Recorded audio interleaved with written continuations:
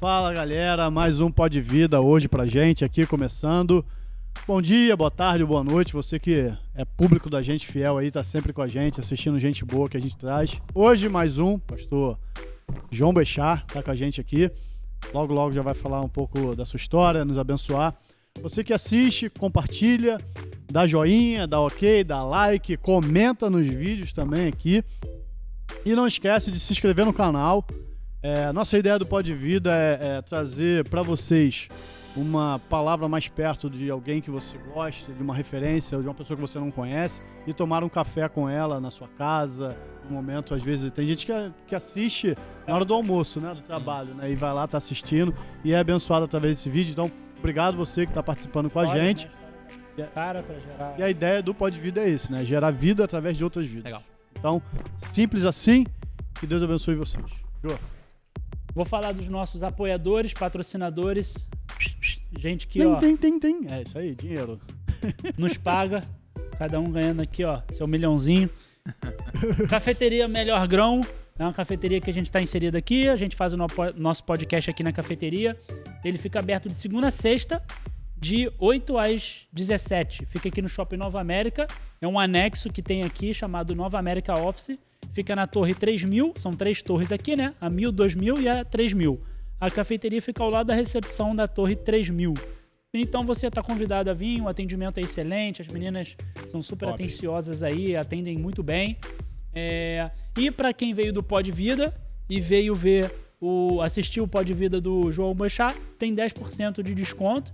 Só chegar ali no balcão e falar assim, ó, vim do Pod Vida, quero meu desconto. E aí, no seu consumo, você vai ter 10% de desconto. Nossa outra apoiadora é a AG2 Publicidade. É uma empresa de envelopamento também. Ela faz envelopamento em eletrodomésticos, né? Pode ser armário, bancada. Fogão, que ela nem cara, sabe. Eu vi uma de... É, irado. Fica novo. Eu vi uma de pia, de cozinha. Pia de cozinha. Pia de banheiro. Aí imita mármore. Né? Tem mármore, tem mármore branco. Vários modelos muito legais, assim, que deixa zero bala de novo, né? Fica muito bonito. Fica top. E aí também na descrição aqui do vídeo também tem o 10%, WhatsApp. tá? Tem o WhatsApp da G2 Publicidade. Só você pedir um orçamento lá, manda uma foto do que você quer envelopar e aí você tem 10% de desconto também para quem vem do Pod Vida. Beleza? É isso show aí. De bola.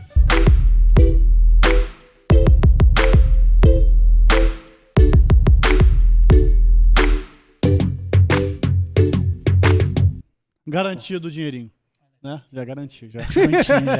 Dá pra comprar a camisa nova do Flamengo que saiu. Não, tô pelo amor de Deus, já cara. te repreendo, pô. Aí, Pô, João. 2 vascaínos, pô. Começou malzão. Pô, começou malzão. Galera, João. valeu. Ó, pelo amor de Deus. Tá ali. Cara. O estagiário aqui tá pulando 03, cara. Aqui. Flamenguista, estagiário tá feliz pô, pelo flamenguista. Não, pô. João, obrigado pela tua presença, prazer cara. aqui. Eu agradeço o convite. Prazer enorme nosso. Café é bom, viu? Aí, café é bom, viu? Café é bom, já tomou aqui, já tá acelerado. A gente já acordou? Já acordamos? Já tivemos um papo bem legal antes da gente começar aqui. Primeiro saber de você, fala um pouquinho sobre você. Bechar, você já veio da onde, né? Essa que a gente conhece muito do jornalista, né? Se veio dessa... Mesma família, né? Bechar ainda é uma família só no Brasil. Todo mundo aí veio da mesma região. Basicamente, tem 2 centros boechat fortes no Brasil, de família. Um é para essa região aqui de Itaperu, no norte do Rio de Janeiro, ali, sul do Espírito Santo, sul de Minas e tal. E uma outra é na região de Curitiba, Londrina, ali no sul do Brasil, né? A família acabou, ela vem como uma só pro Brasil, ali da parte da Suíça Alemanha, e divide... Legal. Nessa parte aqui. E para quem ainda não te conhece, o que você faz? Fala um pouquinho da sua profissão, né? Das suas atividades diárias. O que você faz? Hoje eu sou coordenador do EAD do Seminário do Sul, Seminário Teológico Batista do Sul do Brasil, no Rio de Janeiro. Então eu coordeno a parte do EAD e também coordeno o curso de Teologia EAD. Tá. Então, hoje nós temos alunos do Brasil, do mundo inteiro, nós temos alunos de 8 países diferentes. Legal. E nós temos esse objetivo de formar alunos na área da teologia, e eu coordeno essa parte Seminário do Sul nessa parte teológica. Eu atuo também na Junta de Missões Nacionais. Eu coordeno a universidade corporativa, que a gente chama de Unimissões, que tem a responsabilidade de formar missionários. Então, hoje, se o estagiário quiser, por exemplo, falar assim, não, eu quero ser um missionário da Junta de Missões Nacionais. Mesmo sendo flamenguista, pode? Não, principalmente sendo flamenguista. Aí já é meio caminhado. Aí, se ele quiser, por exemplo, não, eu tenho sonho, Deus está me chamando para poder ir plantar a igreja no Amazonas. Aí esse treinamento para esses missionários, a formação deles é uma parte que coordeno. Legal. E quando ele vai, ele que chama de missionário radical, ele passa um ano no campo, aí ele quer continuar, quando ele se torna missionário, é outra parte da formação, que é a formação continuada. Isso tem um custeio, assim, em relação a isso? Tem, os nossos missionários hoje são financiados, custeados, abençoados pela própria igreja que os envia, né, pela família e tal. Mas quando ele se torna missionário da junta, a formação dele não. A formação dele é responsabilidade das missões nacionais. E eu coordeno essa parte de formação dos missionários também na junta. E também atuo como pastor de crescimento, né, da parte de educação, principalmente da Igreja Batista de Itacoruçá, ali na Tijuca, do meu querido pastor, chefe, Israel Belo. Boa. Beijo pro meu pastor. Bonzão, pra pastor. garantir que minha filha... Israel, queremos você aqui, hein?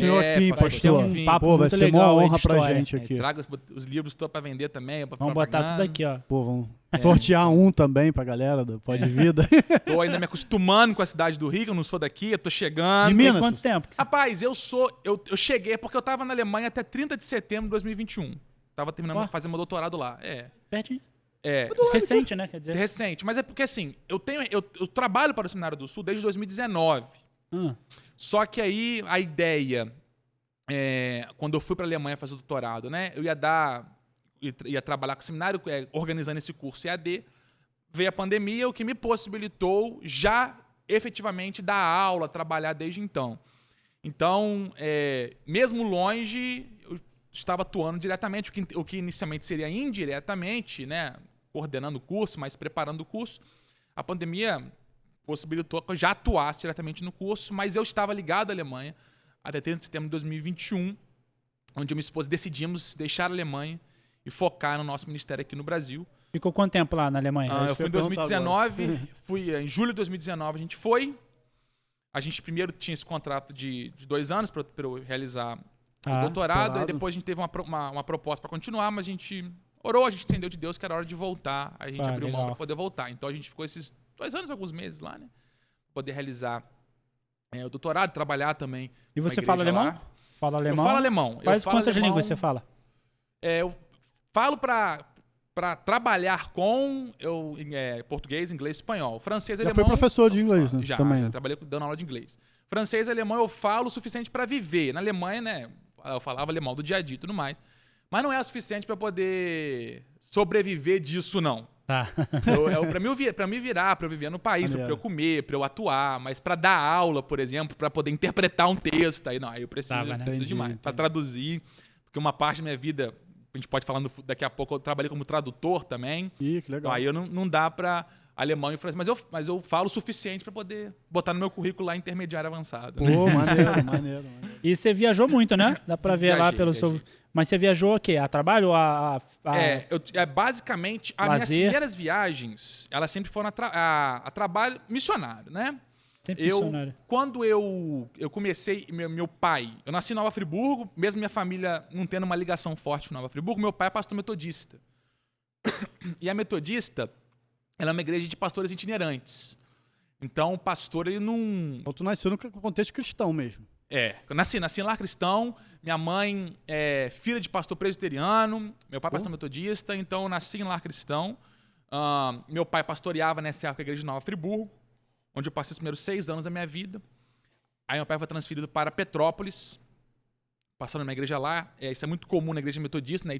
Hoje em dia está menos. Hoje em dia, os meus amigos pastores metodistas já conseguem ficar 10, 12 anos na mesma igreja, o que antes era praticamente impossível. O comum era a pessoa ficando 3, 4 anos, né, e mudando. E meu pai foi um desses casos que mudou bastante. E quando a gente fez... Eu tinha 11 anos, mais ou menos. Meu pai, mais uma vez, foi transferido de Petrópolis para Campos dos Goitacazes. E lá ele ficou um bom tempo. Lá ele ficou uns 10 anos. Então, em Campos, onde eu fiz meu ensino médio, comecei a estudar e tal, E como eu sou filho de pastor, também sempre fui muito envolvido com a igreja. A minha esposa, por exemplo, né? A gente se conheceu num congresso de jovens da igreja metodista. Ela também é filha de pastor metodista. A gente se conheceu novo. Nossa primeira conversa... Quantos anos? A gente ficou amigo com 16 anos. A gente se conheceu com 15, mas com 15 ela tinha um outro... Não era namorado, porque na época era corte, então não vou nem falar que era namorado. Mas ela tinha um amigo aí que ela tava orando com, mas graças a Deus minha oração foi muito mais forte. Tinha um enviado, Um enviadinho. Mas a minha oração foi mais forte, né? E a gente se conheceu com 15, mas a gente ficou amigo com 16, quando Deus abriu os olhos dela para que ela visse que namorado dela. As escamas caíram dos olhos dela. Não ia levar a lugar nenhum. Aí a gente, desde os 16, foi muito amigo e tal, a gente... gostava muito de Bíblia e tal, de estudar. Aí quando a gente começou a namorar com 18 anos. Na verdade, deixa eu falar, quero que fique clara a informação que eu vou dar aqui. Ela tinha 18, eu tinha 17, que ela é mais velha do que eu. É muito importante que fique clara essa informação. Ela que poderia ser presa. Com certeza. E, na verdade, os dois... Foi em janeiro, 27 de janeiro a gente começou a namorar. Ela fez 18 anos em 2 de fevereiro. Pode errar a data não, hein? Não, jamais. Dá mole só pra tu ver. Dá mole só. Não, mas tem tudo. Não, data eu guardo, não dou mole não. Pode esquecer lista de compra, mas data... Mas a gente começou a namorar com 18 anos. Mas a nossa vida, os primeiros 4 anos de namoro, a gente nunca terminou nem nada, mas os primeiros 4 anos foram basicamente à distância. Por causa de vir missionário, né? A minha esposa, ela foi para Jocum. Com 18 anos, ela foi para Minas fazer Jocum e fez o prático dela em Manaus. E quando ela estava no prático, eu fui para os Estados Unidos para poder fazer meu estudo missionário lá, também ligado a Jocum, e fazer um curso lá. E também começar minha faculdade de teologia lá nos Estados Unidos. Me juntei a Jocum. A nossa expectativa era fazer isso, né? Antes disso, quando eu tinha 17 anos... A igreja que te envia? A igreja que me envia... Porque assim, a igreja metodista brasileira, a igreja metodista do Brasil, ela ainda tem uma ligação forte com as igrejas dos Estados Unidos. Muitas delas. Então, tinha um projeto, antes disso, então, quando eu tinha 16, 17 anos, a gente tinha um projeto da igreja metodista americana e brasileira chamado Missão Possível, que era o envio de... Os americanos vinham para cá, para poder passar 1 mês, 2 meses aqui trabalhando de forma missionária, e também brasileiros eram enviados para lá para poder trabalhar. Aí o que acontecia? Meu pai e minha mãe, quando eu era desde muito novo, eles me colocaram no curso de inglês, e eu sempre gostei de inglês, de estudar, que seja. E eu estudava inglês e tal, e quando eu tinha 17 anos, a igreja metodista ia receber esses missionários aqui, e ela abriu, então, um processo para poder ver tradutor, gente para ajudar e tal. Na época, eu fiz essa prova lá para poder receber esses missionários aqui. Recebi os missionários aqui, 2007, isso. Aí eles estavam aqui na favela da Gamboa, num instituto chamado Instituto Central do Povo, ICP. Gamboa Centro? Gamboa Centro, perto da rodoviária ali, né? E eu fui para lá, ficar esses meses com eles lá, conhecê-los e tal. E nesse meio tempo eu levei, inclusive nunca vou esquecer disso, um jogo Botafogo e Curitiba. Eu sou botafoguense, foi horrível aquilo ali, porque o Botafogo ganhou. Eu nunca esqueci disso. O Botafogo ganhou de 3-0 do Curitiba. E eu não lembro se foi Copa do Brasil, se foi Brasileirão. Isso eu não lembro. Mas eu lembro que foi 3-0. E eu lembro que no metrô, quando eu tava voltando com eles, o pessoal... todos os cantos dos botafoguenses eram contra os flamenguistas, né? Naquele dia eu percebi que, rapaz, como é que as pessoas têm um ódio descabido no coração contra o que é bom, o que é verdadeiro realmente. Né? Como é que o mundo odeia realmente as pessoas de bem, mas não vem ao caso aqui agora. E nesse íntere aí de ficar com os missionários aqui, eles gostaram muito de mim, acharam que dava e me convidaram para eu poder ir para os Estados Unidos, fazer essa missão possível lá, passar um tempo lá, conhecendo e tal. Eu fui... E eu tive oportunidade de trabalhar também lá como tradutor. Na época, isso já passou muito tempo, então eu já posso falar isso publicamente, que eu não poderia fazer antes. Meu ouvido era muito ruim.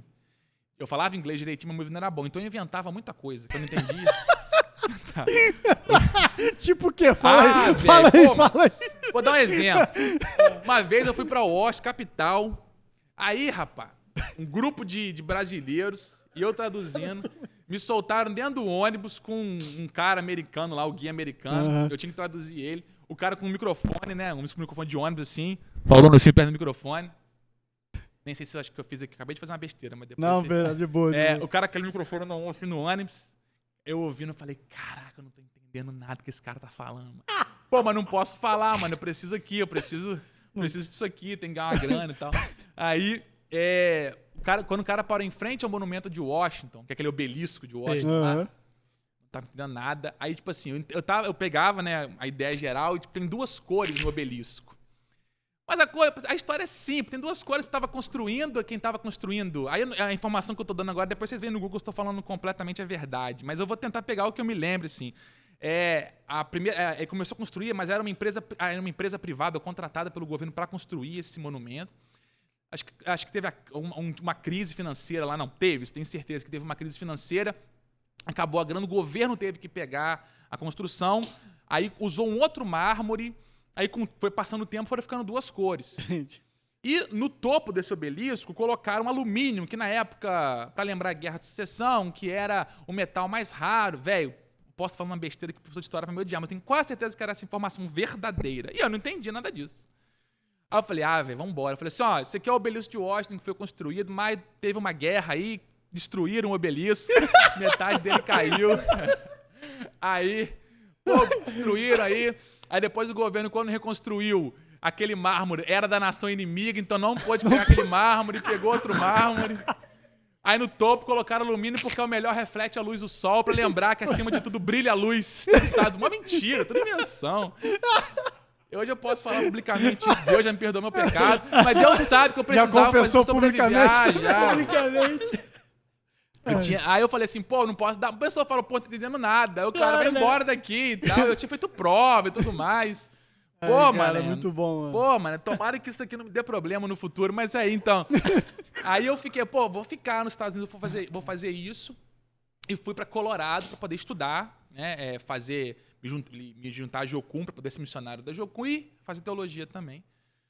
Foi quando... enquanto missionário da Jocum, eu fui enviado para o Sudão. Foi a primeira viagem, a segunda viagem aos Estados Unidos, depois eu fui para o Sudão para ser missionário. Lá na época só existia Sudão, hoje tem Sudão e Sudão Sul. E eu fui para poder ajudar em algumas igrejas, treinar a liderança das igrejas. E lá foi a primeira experiência pastoral que eu tive, de consagração pastoral, de atuar como pastor. Eu e minha esposa, quando a gente tinha mais ou menos 18 anos, a gente... se tornou batista de uma forma tranquila, boa. A gente ama a igreja metodista, mas a gente entendia que a igreja metodista, por ser uma igreja com as suas doutrinas, tal, da salvação e tal, da noção de igreja, o que a gente queria mais se aproximar da igreja batista. Por isso, nenhum tipo de problema. Coisa do coração de vocês mesmo ali. Mas vocês foram enviados para lá para uma questão de igreja, de plantação de igreja. Pro Sudão? Pro Sudão. Foi para plantação de igreja. Não foi para evangelismo. Para evangelismo e plantação de igreja, mas não estava ligado necessariamente a uma denominação. Por exemplo, como eu falei, eu trabalho na Junta de Missões Nacionais. Então, hoje, obviamente, quando a gente planta igreja, a gente planta igrejas batistas, né? Sim. Quando eu estava no Sudão, a plantação de igreja estava sendo através de uma missão chamada Samaritan Spurs, que é do Franklin Graham, filho do Billy Graham. Então, por exemplo, quando eu estava pastoreando a minha igreja, a igreja que eu pastoreava era uma igreja construída pelo Franklin Graham. Então, era uma igreja... O maior apoio era da igreja batista. Mas não dá para dizer que era uma igreja já batista, porque tinha uma ligação, ou não seguia os princípios e tal. Seguia os princípios, mas não formalmente, que seja. Mas então era... Porque essa questão de denominação, que é forte, né, nos Estados Unidos e no Brasil, por exemplo, não tem tanta essa questão no Sudão. Mas era uma igreja protestante. Eu diria até hoje... Hoje é uma igreja batista, né? Hoje, como é que está lá, a igreja que a gente plantou lá. Então, eu fui para fazer isso. A minha intenção era ficar na África como missionário, como pastor. Já como pastor, não tinha intenção de voltar. Mas eu estava fazendo teologia na época, eu não tinha ainda um conhecimento. E eu sempre tive, eu e minha esposa, a gente sempre teve esse apego pelo conhecimento, pelo estudo.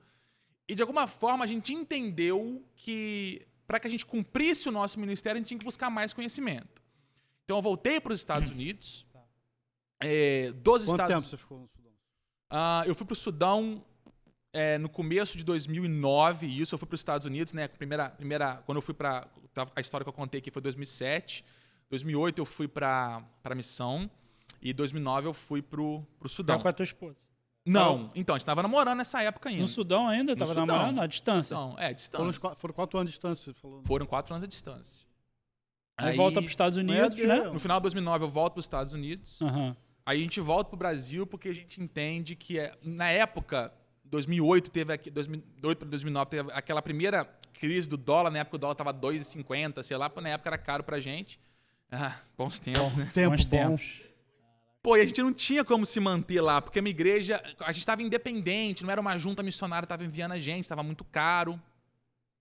Então a gente falou assim, pô, estudar lá é caro, não é negócio barato. Como eu falei, eu estava trabalhando de tradutor, então eu fazia um bico de tradutor para juntar uma grana para pagar minha faculdade, meu pai e minha mãe me ajudando a pagar minha faculdade. Pô, meus pais não tinham condição, meu pai é pastor metodista, ele não recebia um salário que dava para me manter fora, então ficou caro. Perrengue, né? Então. E era um perrengue assim, eu acho que tem perrengues que, pô, é legal passar, mas na época a gente entendeu o seguinte, se a gente passa por esse perrengue, a gente vai prejudicar o estudo. Se tem como no Brasil, que é um lugar que tem uma educação que a gente considera importante, suficiente que a gente quer, vamos voltar.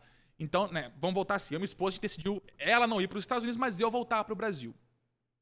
Aí foi a primeira vez que eu vim para o Rio de Janeiro, a gente veio continuar os estudos aqui na Faculdade de Teologia Bennett, né, falecido Bennett aqui no Rio de Janeiro, para a gente poder estudar teologia.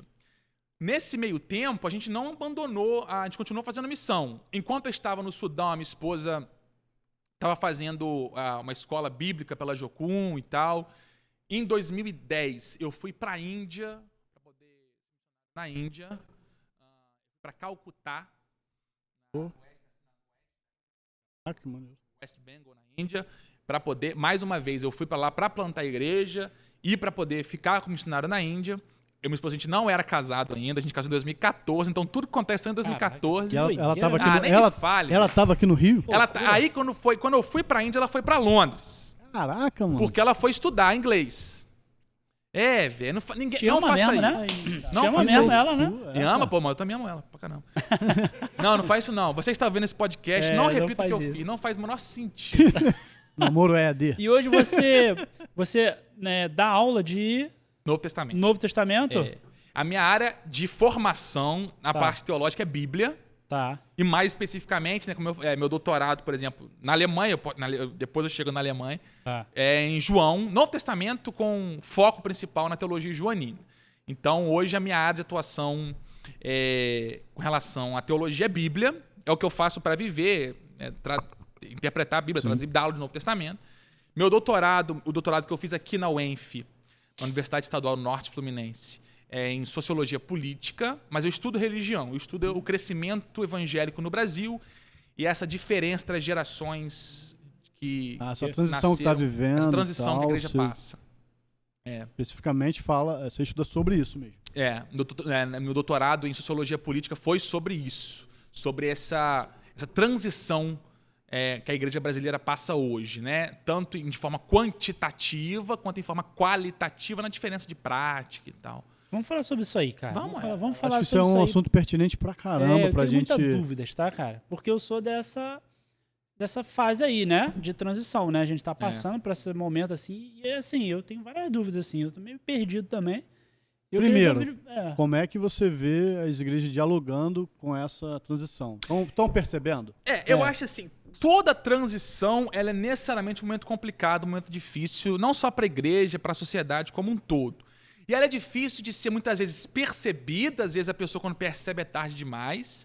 E é difícil também criar estratégias para que isso aconteça. Por exemplo, se você pega a igreja protestante brasileira, eu vou focar na igreja batista porque é a minha igreja, mas eu posso usar como mesmo exemplo a igreja metodista, presbiteriana, mas eu vou falar da batista porque eu tenho uns dados mais claros na minha cabeça. Mas se você pega os evangélicos brasileiros como um todo, 85% dos evangélicos brasileiros, até o ano 2000, eles nasceram em lares católicos e se converteram ao longo da vida.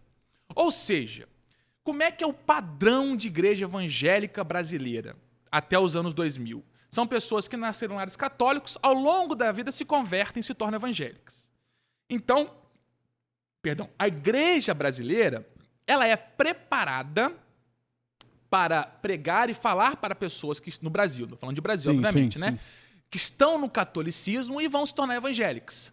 Então, nossas igrejas são igrejas que têm um tipo de pregação conversionalista. Isso não é errado, não. Isso é necessidade do país. A gente precisava disso. Então, eles precisam falar para um povo, porque não tem evangélico, não existe evangélico no Brasil.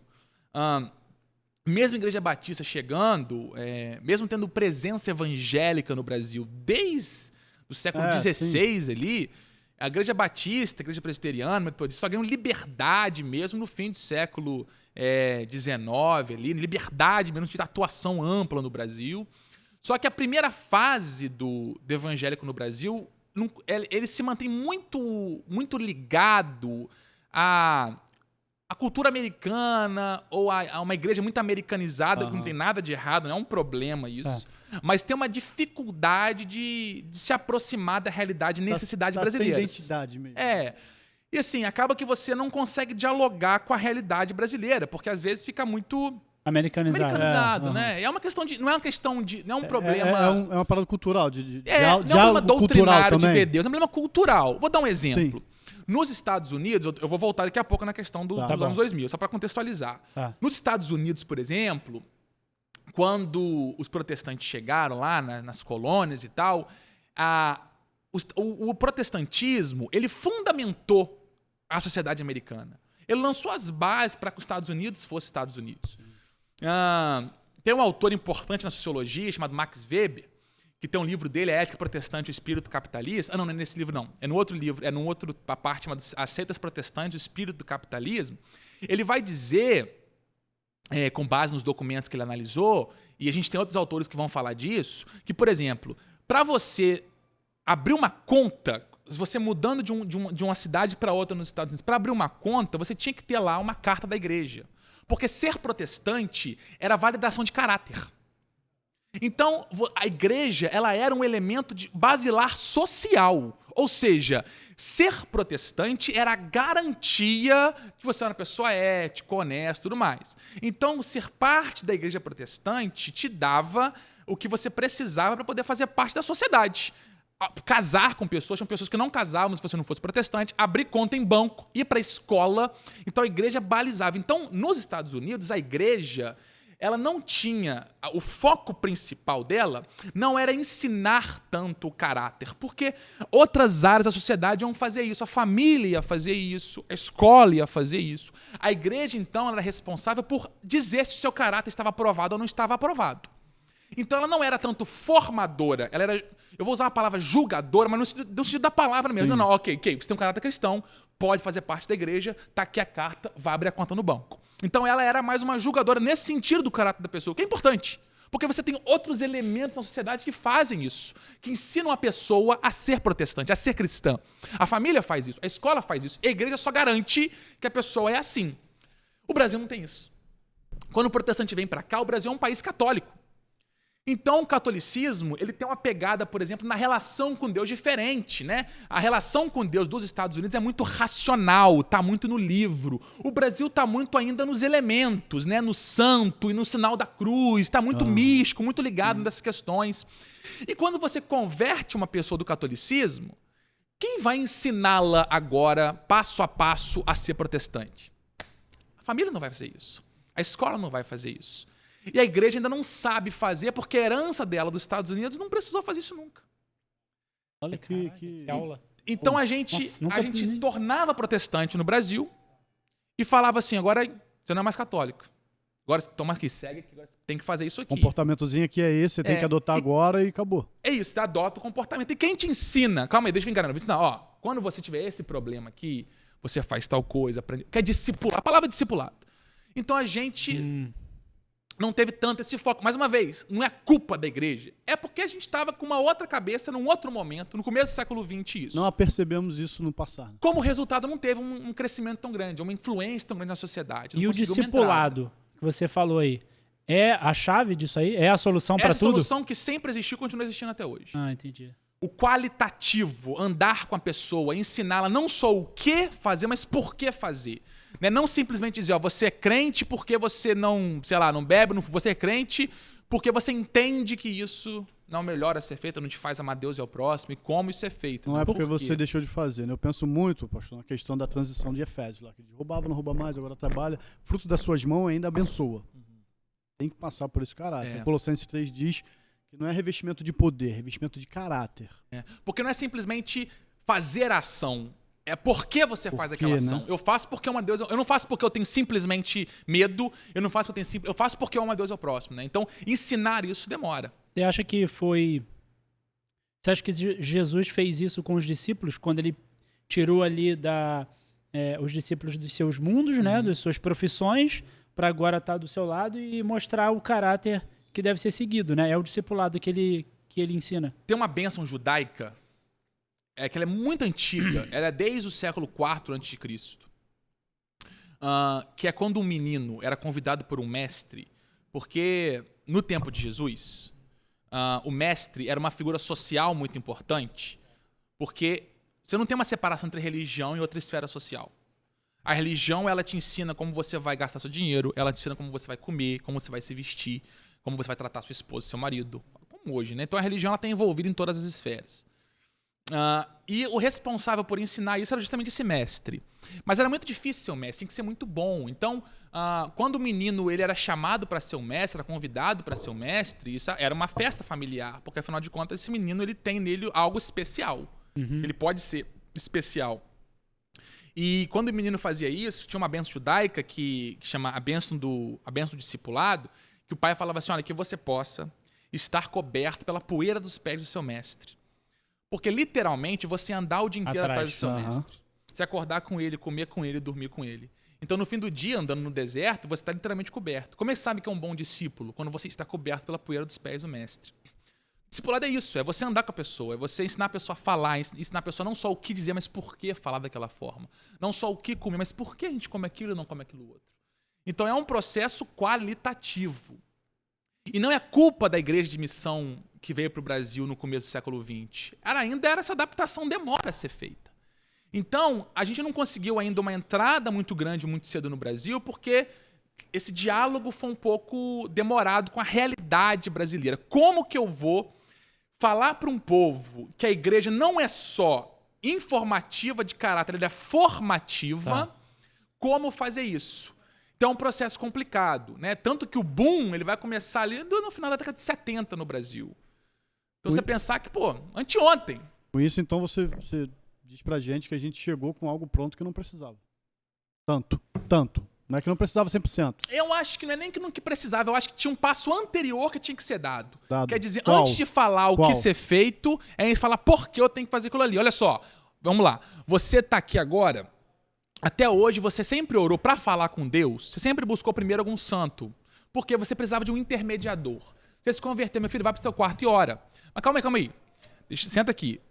Vou te dizer o que você. Vamos pensar junto. O que você pode falar com Deus? Como é que você se relaciona com Deus se você nunca fez isso diretamente? Nunca fez. Agora vai lá e faz. Não é simples assim. Então eu acho que nunca foi problema simplesmente dizer o que fazer.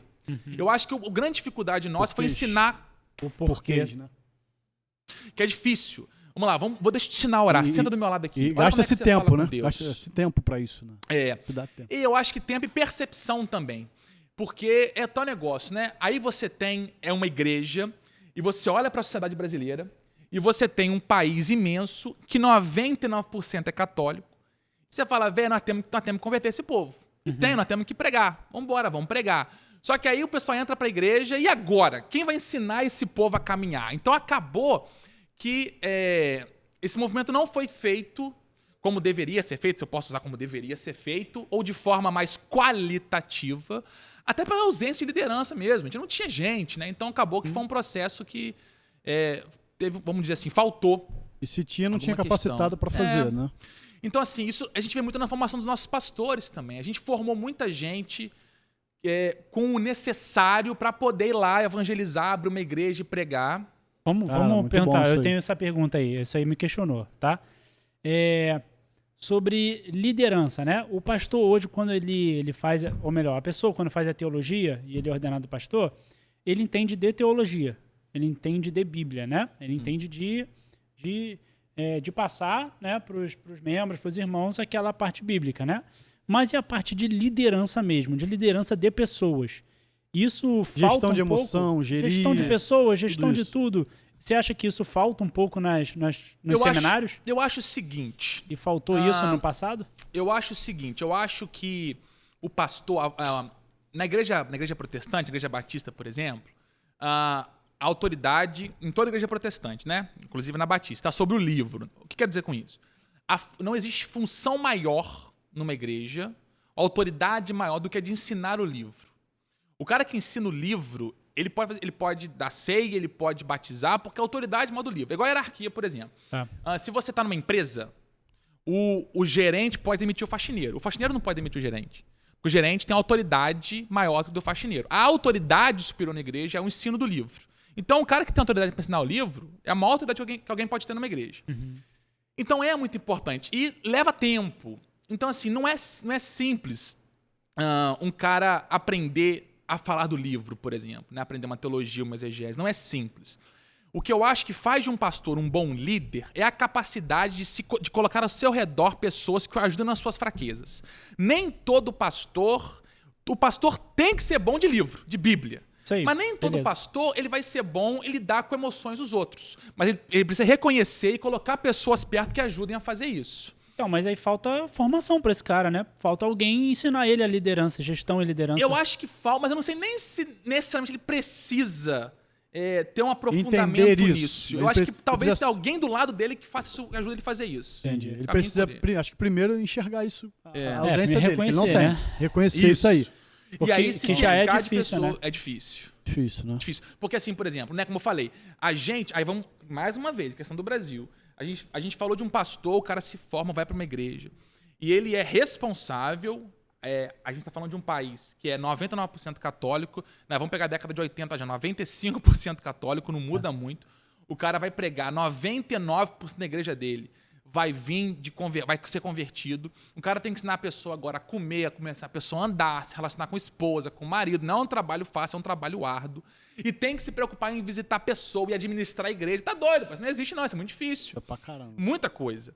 Então assim, eu acho que tem aptidões, ou tem facilidades, tem talentos que a pessoa vai nascer. Então acho que tem pastores que eles vão se dar bem como pregador e como administrador da igreja. Ele sabe administrar bem. Ele é um cara que entende, sabe fazer esse processo. Qual é a sua opinião? Tô fazendo pergunta aqui, hein, cara. Você me corta aqui, hein? Qual que é a tua opinião com relação a isso? O pastor que pastoreia e o pastor que administra a organização.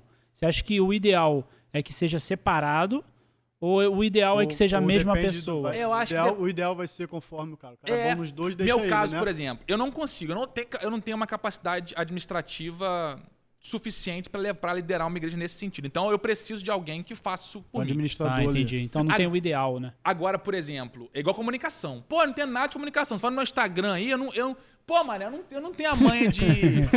tem que postar história fazendo não sei o quê. E, engajamento e tal. Meu irmão, não sei nada disso. A menina... Pô, Gabi, um beijo pra você. Pô, a menina que trabalha com a comunicação lá no seminário, tadinha, velho. Eu sei que ela me odeia em amor.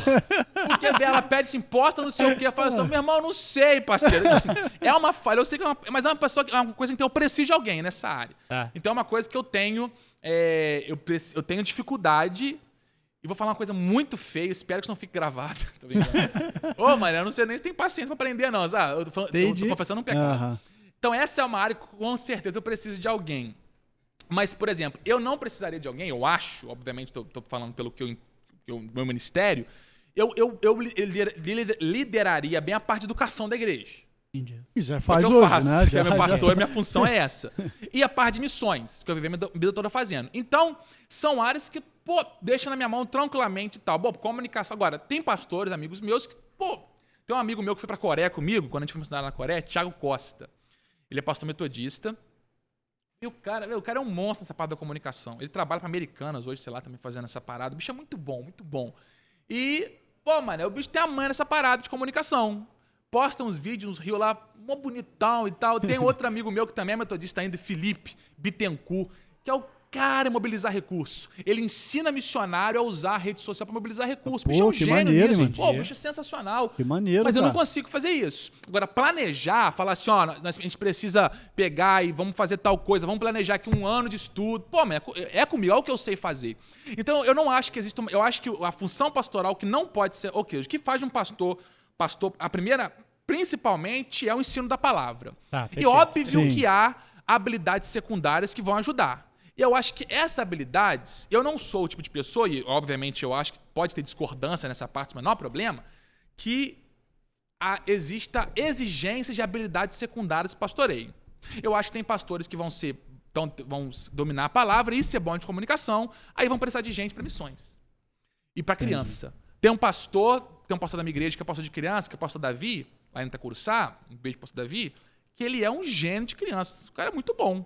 Meu irmão, se esse cara, se ele um dia, Deus chamar ele quiser assumir uma igreja como pastor titular, o ministério de criança dificilmente vai deixar para alguém, porque ele é muito bom, ele não precisa, ele tem a manha nessas coisas. Mas, então assim, eu acho que é a palavra e, obviamente, você usar um outro dom para poder, um outro talento que seja, para poder te ajudar a caminhar. E eu não acho que tenha uma determinação. Entendi. Eu acho que você tem que saber a sua dificuldade para te cercar de pessoas que vão te ajudar naquilo ali. Para te cercar de pessoas que vão ser capazes de dizer, ó, vai por esse caminho aqui, faz isso aqui, ou para deixar na mão, falar assim, ó, toma, administra para mim aqui, faz a comunicação para mim, cuida de missões para mim. Eu acho que isso é uma habilidade pastoral que não pode faltar, reconhecer suas fraquezas e se cercar de pessoas que vão te ajudar a dirimir esses problemas, né? Uma pergunta, você se vê pastoreando como presidente na igreja? Vê. Pensa isso, é muito boa. Pensa isso para daqui a 5, 2 anos. Essa pergunta como é que muito pensa? boa. Às vezes eu penso, só fiz pergunta. Não, mas a pergunta sacanagem, boa. Sacanagem. Não, mas eu ia falar uma coisa que não, mas é a pergunta muito boa, ponto. A pergunta é muito boa, mas não boa só de qualidade da pergunta, que estão ótimas até agora todos. Valeu, obrigado. Mas do que dialoga com uma coisa que eu fico pensando bastante, nesse sentido de boa. Porque essa resposta hoje eu não saberia te dar. Por quê? Porque eu amo o que eu faço. Eu trabalho como coordenador do Seminário do Sul e da Junta de Missões. Pô, eu sou apaixonado por Não isso. caberia tempo hoje pra você isso ou não? Eu pastorei. Hoje eu sou pastor de uma igreja. Então, assim, velho. Eu acho que pra ser honesto com uma igreja, se você me perguntasse há 3 anos atrás, eu ia te falar assim, eu não acredito, mas como todo jovem, né, a gente tem a tendência de sempre estar mais errado do que certo. Hoje eu discordo de mim mesmo há 3 anos, há 4, 5 anos atrás. Porque eu falo assim, não, eu não acredito que pastor não possa ser... Não acredito em pastor que não seja titular, pastor titular que não seja integral, que faça outra coisa. Sim. Eu vou te confessar que eu ainda tenho uma dificuldade com isso. Eu acho que um pastor titular de uma igreja tem que dar pro seu povo... Integral, eu acho full time? Mas, bem, não é tem no sentido assim, obrigatoriamente, mas eu acho que o trabalho exige isso, sabe? A não ser que você tenha uma igreja pequena, que isso você... que eu ia perguntar agora, depender da igreja, né? Claro. Você tem um volume menor. Não é no sentido regra de tem que ser, é no sentido de dever ser, vamos dizer assim, né? Porque eu acho que o trabalho pastorado, como é cuidar de vidas, não tem como você ter uma igreja de 1.000 membros que você dá 20 horas por semana para a igreja, por exemplo. Né? Mas veja, isso é um mundo ideal, obviamente. O cara tem que sobreviver, tem que pagar conta e tudo mais. Então hoje, se eu fosse titular de uma igreja... eu acho que, para ser sincero com o ministério, não teria como eu estar nessas 3... Dialogar com tudo isso que você faz. Não.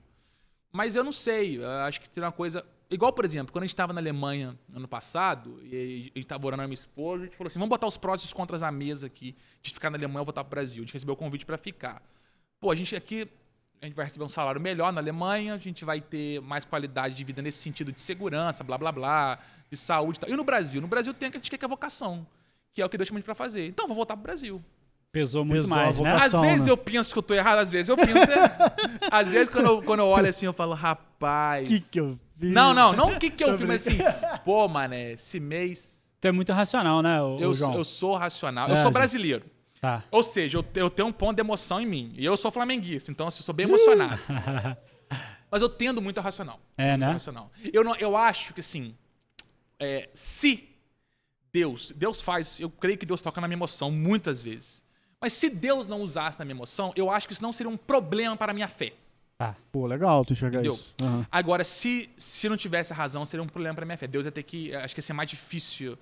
Eu acho que, eu gosto muito eu acho assim, eu quero dizer com racional. Racional não é ter resposta, é sofrer as perguntas. Quero dizer com isso, a fé, ela não é irracional, ela é suprarracional. A palavra fé em grego, pistes, ela quer dizer convencimento divino. É certeza dada pelo convencimento divino. Por que eu creio que Jesus é Deus? Porque eu fui convencido por Deus. Como eu creio? Isso pode variar. Deus pode tocar você na rua andando e você tem, sei lá, você tem um encontro lá, você pode estar lendo a Bíblia e Deus abre seus olhos. Deus faz como Ele quiser. Como Ele quiser, Ele faz. Né? E pode nem ser o sentido. Você pode estar lendo um texto e falar, caraca, isso faz sentido para minha vida. Racionalmente pode ser. Mas a fé necessariamente é supra-racional. Por quê? Vou dar um exemplo. Deus não é tempo e espaço, por exemplo. O ser humano é limitado a tempo e espaço. Então eu não tenho como pensar fora do tempo e do espaço. Então eu tenho que saber que tem um limite para pensar Deus. E isso eu gosto de saber, eu gosto de pensar Deus, mas eu tenho nenhuma dificuldade de reconhecer meu limite. As pessoas, os alunos perguntam muito, mas o que você crê sobre salvação, por exemplo? Você crê na eleição? Fala assim, pai, eu sou não seísta. O que eu quero dizer com isso? Eu creio que quem salva é Deus por meio de Jesus. Como ele salva, meu irmão, quem manda é o cara. Se ele quer salvar elegendo, se ele...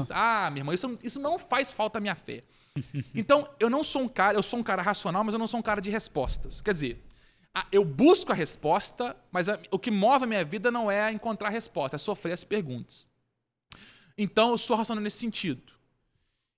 Mas eu gosto da emoção. Eu falo com minha esposa que beleza me emociona. Eu não choro de filme de drama, tipo, filme de, o cara tem doença, eu não vou chorar, mas, tipo, ter amizade, pô, eu choro pra naneta. Tipo, filme de cachorro, eu não vou chorar. O cachorro morreu, tranquilo. Agora, pô, meu irmão, o esporte lá e os caras se uniram pra ganhar o campeonato. Pô, acaba comigo, mano, chora pra caramba. Caraca, eu falo, beleza me emociona. Então, eu gosto muito do sentido, mas eu tendo a racional. Mas não racional da resposta, mas buscar. Eu acho que eu gosto. O anseio pela pergunta. Por isso. De mover, sabe? De perguntar sobre Deus. Porque o conhecimento de Deus é infinito. Sempre tem algo novo para aprender. Sempre tem mais para conhecer. Então, o racional ele tem que ser esse apontamento para o conhecimento, não um limite do conhecimento. Então, eu diria que eu sou um racional, mas eu sou um racional que sofre as perguntas, né? Se eu posso dizer assim. Não simplesmente quer ter a resposta, né? E a sua cabeça, a sua mente, ela fica questionando o tempo inteiro. Tudo.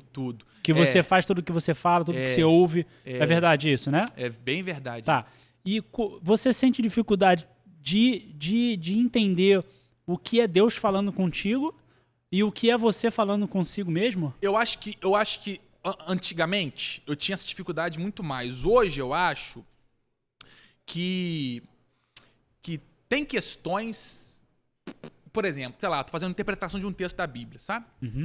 Tem hora que eu falo assim, velho, isso aqui é uma coisa que com certeza de alguma forma Deus está apontando, porque não tem como simplesmente chegar numa resposta, um entendimento se não for divino. Mas hoje eu acho que eu não me incomodo tanto, se eu posso dizer a palavra incomodo, de falar assim, cara, será que isso aqui sou eu? Será que isso... Eu acho que cheguei a um ponto na minha fé, eu não estou dizendo de ponto na minha fé de grandeza, estou falando de relacionamento com Deus. Intimidade mesmo.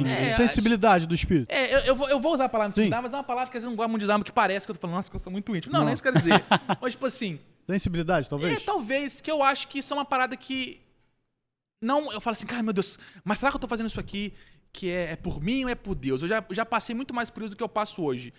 Não sei se é questão de maturidade mesmo, se é questão simplesmente de tempo e tal.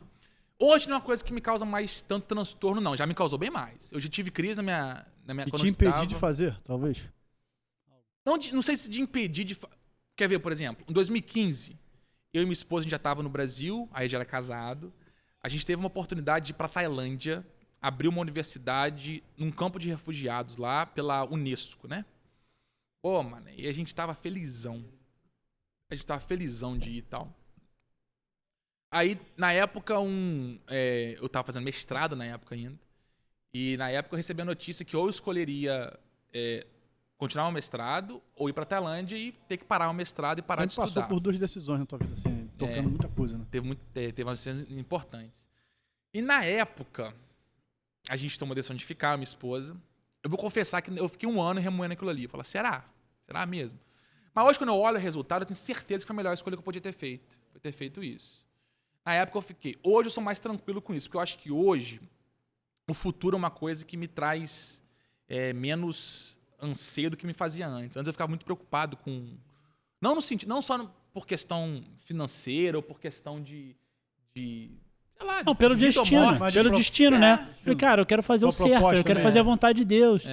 Eu pergunto porque eu passo muito isso. Você se vê assim, sendo aquilo que você, aos 18, aos 20, veio traçando? Tipo assim... Rapaz, eu acho que... sinal de pertença. Assim, eu acho que eu fui por um caminho que é o caminho que eu quis ir. Eu acho que eu fui pelo caminho que entendeu que nessa parte de estudar a Bíblia, de educação, e que eu sempre achei que essa fosse a resposta, ainda acho, que essa é a resposta para a humanidade, para a igreja, para tudo. Vai estudar a Bíblia. Eu acho que essa resposta, às vezes eu sei que é muito romântico, mas eu acho que eu fiz esse caminho, e é um caminho que me trouxe quem eu sou hoje. Então, quando eu tinha 18 anos, eu não pensei em estar no sentido assim, no lugar profissional que eu estou hoje, no lugar, mas assim, eu pensava que eu ia estar já trabalhando com igreja e atuando na parte educacional, o que eu faço hoje. Não na igreja que eu estou, foi uma grande surpresa estar hoje no Itacuruçá, ser convidado pelo Israel e tudo mais, mas eu acho que estar onde eu estou no sentido de trabalhar com o que eu trabalho é o que eu sempre quis fazer. Eu acho que seria surpresa se tivesse outro ponto. Quando eu tinha 17, 14 anos, eu era federado no vôlei, eu jogava vôlei, foi inclusive, quero deixar claro pra câmera aqui, como minha esposa se apaixonou por mim, porque eu jogava direitinho, cara. E foi, porque o ex dela... Alto pra caramba, tá? O ex dela, porque era mó mané o ex dela, eu não vou expor nome aqui, não. Mas é porque era assim, baixinho, né? Não sabia já. Manezão. Aí, pô, mané, eu tava lá no congresso de jovem, pô, e adolescente tudo meio retardado em Cristo, né? Assim, adolescente tudo meio, quer aparecer, aquele negócio. Aí eu jogava vôlei, eu jogava direitinho na época. Pô, aí o cara sacou, deu um passe de costa, minha esposa, gente, que isso? Eu falei, mesmo, pô, eu sei como é que é, né, e tal. Então, tipo assim, na época a gente, quando eu fiz 17 anos, antes de ir pra missão, que eu falei lá, traduzir, eu tive a oportunidade de jogar profissional, ir para São Paulo jogar profissional. E foi a grande primeira escolha que eu fiz. Eu vou viver do vôlei profissional ou eu vou seguir nessa parte tal, de missão e tudo mais. Eu escolhi a missão. Desde lá, então assim, se me perguntar, até os 17 anos, eu confesso que eu tinha essa dúvida. Eu treinava muito vôlei, cara. Eu treinava 5, 6 horas por dia, treinava em 2 lugares diferentes e tal. Eu jogava bem, dentro das possibilidades. Eu fui de seleção carioca. Tipo assim, eu acho que eu teria futuro nessa área se eu me dedicasse. Então, assim, na época, eu falei assim, e aí? Qual vai ser? Nós vamos escolher seguir pelo caminho do esporte aqui ou vamos seguir pela parte da missão e tal, do conhecimento? Eu escolhi essa parte da missão, do conhecimento e tal. Desde então, isso aqui meio que me moveu. A minha dúvida, por exemplo, quando eu ia para a Tailândia, era a mesma área, era a área do conhecimento. Era numa universidade que ia ter um fundamento cristão, que era por isso que eu queria ir. E era o mestrado aqui que ia me levar, tal, onde eu creio que eu estou hoje. Mas era a mesma linha, seguia para essa parte do conhecimento, do estudo e tudo mais. Então, nunca se desviou disso lá. Eu sou muito privilegiado nesse sentido. Eu falo com os meus pais isso. Eu tenho plena convicção que eu sou um privilegiado porque eu sempre pude, eu entendi, meus pais me explicaram desde muito cedo como o que eu tinha possibilidade de fazer era uma coisa que era uma exceção. Então, eu estudar inglês cedo, eu estudava num curso, eu não vou fazer propaganda negativa nem positiva do curso aqui, eu não vou falar nome porque um dia pode ser patrocinador aqui, então eu não vou falar o nome do curso, mas era um curso bem ruim, que não vou nem citar, então se você quiser saber, você chama no privado. No privado, no direct. Pô, mano, eu falei assim, cara, mas meus pais estão botando, eles não sabiam que era o curso, era ruim, obviamente, mas, cara, eu tenho que estudar, porque eu tô fazendo inglês aqui e é porque meus pais estão pagando para eu estar aqui. Então, acho que eles me ensinaram muito a ter essa percepção da responsabilidade do estudo e tudo mais. Eu sou muito privilegiado nessa área, graças a Deus. É privilégio. Não é uma coisa que todo mundo tem acesso, todo mundo tem possibilidade, tem oportunidade. E eu acho que isso, obviamente, me permitiu seguir nessa linha. Tem gente que tá hoje trabalhando com a mesma coisa que eu, que veio de outras linhas. Pô, que veio de uma família que ele precisou trabalhar de muito cedo, que não teve pai, não teve mãe. Beleza. Eu fui privilegiado de poder seguir nessa linha do conhecimento desde muito cedo. Tá? Que é privilégio. Não é uma coisa que... E vem cá, ainda é um hobby pra você o vôlei? Joga? Rapaz, jogo. Joga? É mesmo? Pô, legal, hoje, cara. Meu joelho não permite que eu jogue tanto. Rapaz, na Alemanha, como lá é muito frio, né? Você tem 8 meses de inverno e 4 meses de verão. Então, no verão, a gente parava de trabalhar. Né? Eu sou pesquisador, era pesquisador lá, para 2 horas da tarde para poder aproveitar o sol e jogar vôlei. Então, eu jogava vôlei praticamente todo dia lá, todo dia. Futebol também, vôlei e futebol. Maneiro. Eu gosto muito de fazer esporte. Esse ano que meu joelho dá uma bichada aí, rapaz, descobri que eu tenho você que tá aí, depois você vê o nome certinho, contritatu. Sei lá, um negócio que dá no joelho que a cartilagem vai sumindo assim, né? E aí o médico falou assim, ó, você pode viver sem dor, tranquilo, é só malhar. Eu falei, logo vou viver com dor. Vai viver com dor. Gente, vai pra academia, eu tenho que aprender a fazer isso, cara. Pagar pra pegar peso, né? Meu irmão, eu não consigo entender essa parada, parceiro. Sentar lá, mano, aí fica levantando puxando a ferro, né? Essa vida dificiona, pô. Mas é importante, faça isso. faça. Se eu tivesse fazendo isso, eu não tava com o joelho ruim, mas minha irmã não dá, não. Velho, eu fico olhando. Não te bota, né? O Pilates não te ajuda, não? Minha irmã me ajuda. Minha irmã é fisioterapeuta. Pô, legal. E ela tem uma clínica de Pilates, hoje ela trabalha mais com a parte de hospital. Mas ela tinha uma clínica, eu fiz Pilates um tempo também. Pô, não vou te falar, que parada tensa. Sinistra, Mas é maravilhoso, faça Pilates. Vou te falar. Aí, É pastor. muito duro, cara. E eu tô errado, obviamente, eu tô errado. A gente já tá caminhando pro finalzinho, cara. Pô, muito obrigado, que maravilhoso. Papo A gente gostoso. sempre pede aqui pro nosso entrevistado deixar uma palavra que tenha tudo a ver com tua história, com a tua família, tua esposa, vocês, uma frase, um chavão, contexto que você queira contar, alguma história. Um recado que recado, possa gerar vida que possa também na gerar vida das pessoas. Muita gente... Pra gente finalizar, já tá terminando, infelizmente. Que nada. A gente tem que voltar, cara, porque não dá pra fazer em uma hora, cara. Muita história boa, muita Não, a gente coisa volta, boa. pô, tomar café, mano. Melhor grão, bata café. Tá contigo, fala aí. Eu vou deixar então a palavra que eu acho que mudou, me fez entender mais profundamente a minha relação com a fé, com a vida. Eu acho que toda a identidade, ela tem 3 pilares. A gente falou um pouquinho disso aqui antes de começar aqui a nossa conversa, né? Que é tempo, lá, significado. Então, se você quiser ficar bom em alguma coisa, você tem que investir em tempo, lá, significado. O que é isso? Primeiro, você tem que dar tempo. O ser humano não é robô. Você não aprende informação em 50 segundos. Você não aprende informação em um dia, em 2 dias. Para ficar bom em alguma coisa, você tem que dedicar tempo àquilo. Se você quiser ser um atleta e você quiser ganhar medalha de ouro, você vai ter que dedicar tempo todo dia treinando e aprendendo. Se você quiser ser um intérprete da palavra de Deus, se quiser você tem que dedicar tempo constante a estudar aquilo ali. Se você quiser ser um baita administrador, um baita cara da comunicação, tem que dedicar tempo para aprender. Então, o primeiro pilar, eu diria que você invista é tempo. E eu estou dizendo isso, estou repetindo isso tantas vezes, porque a gente vive num mundo que é muito imediatista, né? Tudo é muito imediato. Né? O café, ficou pronto, o melhor grão, maravilhoso, ficou pronto em 30 segundos. Tivemos que acelerar o WhatsApp, né? A gente acelerou o WhatsApp e tal. Só que o ser humano não é assim o conhecimento. Ele precisa de tempo. E relacionamento também. Para você ficar parecido com alguém, você precisa gastar tempo com ela, tal qual com Deus. Você não vai conhecer Deus em um dia, você não vai conhecer Deus. Para você conhecer no sentido da palavra, de ficar próximo, de ficar parecido, tem que investir tempo. O primeiro pilar é tempo. O segundo pilar é laço.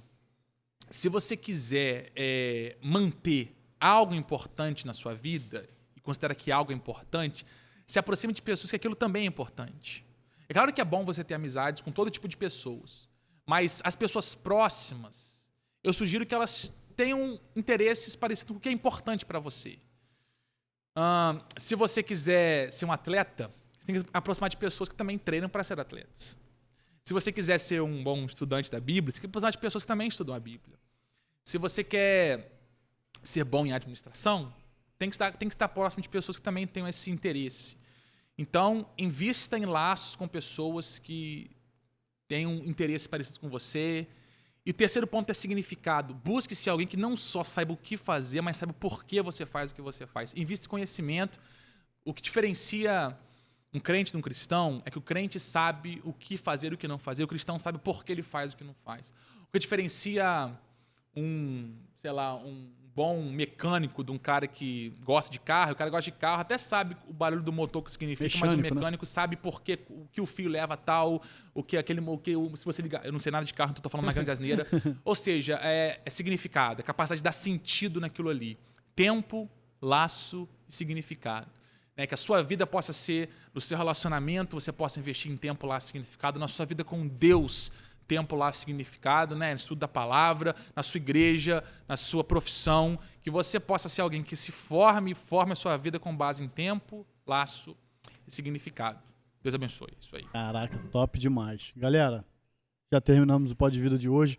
Pastor João Bechar, muito obrigado. Prazer, tá aqui. Todo o coração, teu amor, teus ensinamentos. E é isso aí. Show. É isso? Acabou? É isso. Então, beleza. Valeu. Abraço, galera. Tchau.